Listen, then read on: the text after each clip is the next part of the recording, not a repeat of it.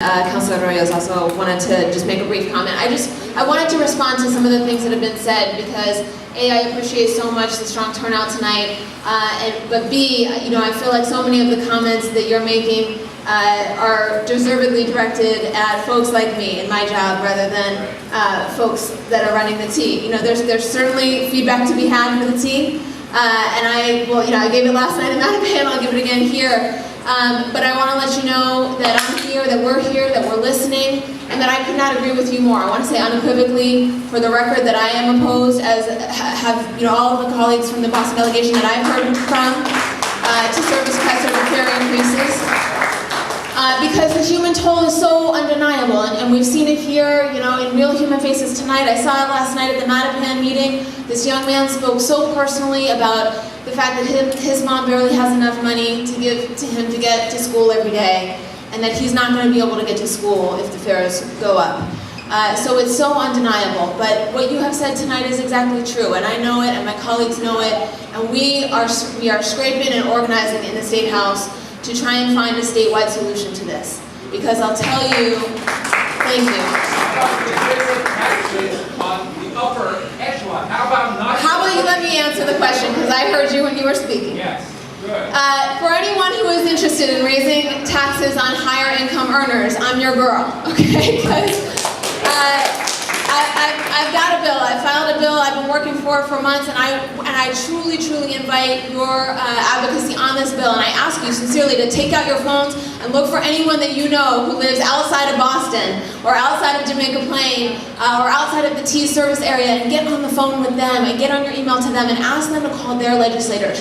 One bill that I have would raise the income tax. We can't do it differentially in Massachusetts because that's what our Constitution says. We cannot have differential rates unless we want to pursue a constitutional amendment, which I would be game for.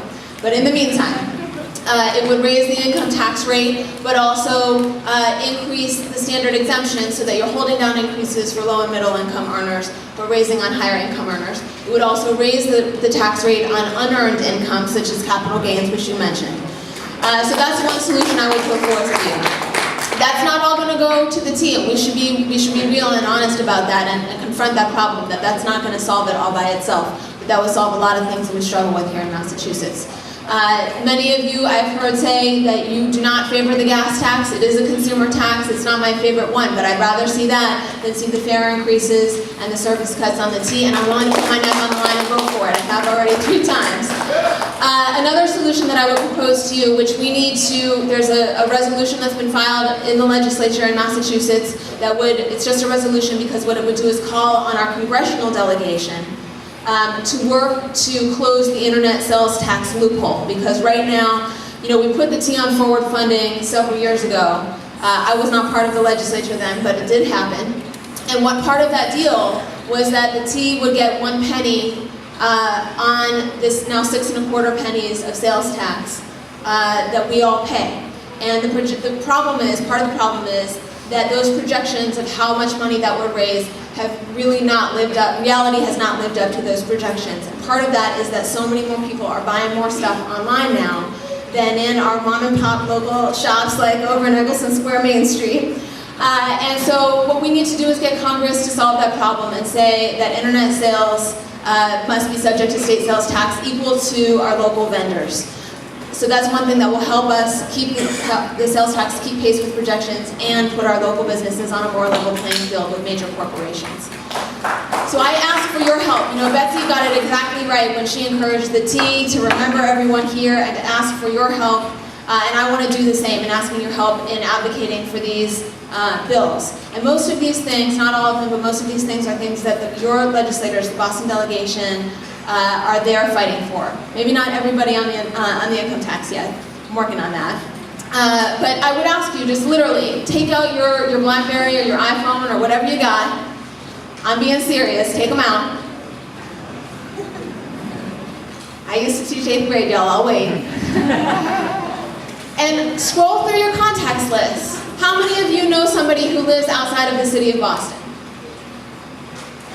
How many of you know somebody, this is the real gem, who lives outside of the MBTA service area?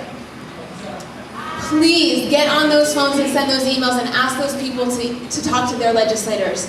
because I will tell you, I've heard my colleagues say in the last few weeks, I would consider new revenue, I would consider voting for new revenue, I would consider that political risk, but I'm not going to do it because in my district, if it's just going to go to the T, because my people aren't going to get any relief. And there are parts of this state that don't have any transit, that don't have any public transit. We need to figure out a statewide solution to this problem. So I need your help to build that coalition. And then finally, I will just say to the T, because you guys got to be part of the solution too, and I know you know it, but as I said last night, every single fare has got to get collected. I have too many stories about fares going uncollected.